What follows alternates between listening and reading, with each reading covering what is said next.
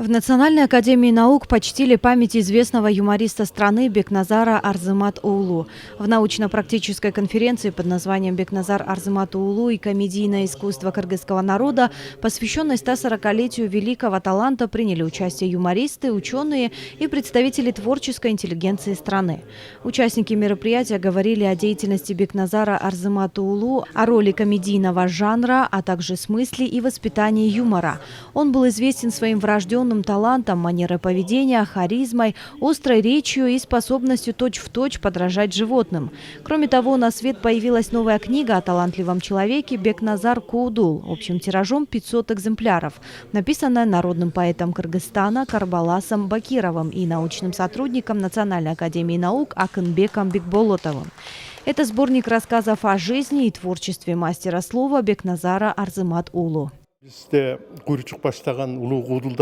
Как вы знаете, у нас есть великие юмористы во главе с таким мастером, как Куйручук. Ну а Бекназар Арзымат-Оулу отличался от всех своими природными способностями, талантом, умением мастерски пользоваться силой слова. Это был не простой юморист, а прирожденный комик. Ему не составляло труда рассмешить людей, достаточно было на него посмотреть, и он одним своим видом мог повалить людей в смех. Его стали звать в народе как Бекназар Куудул. Таким образом он завоевал всенародную любовь.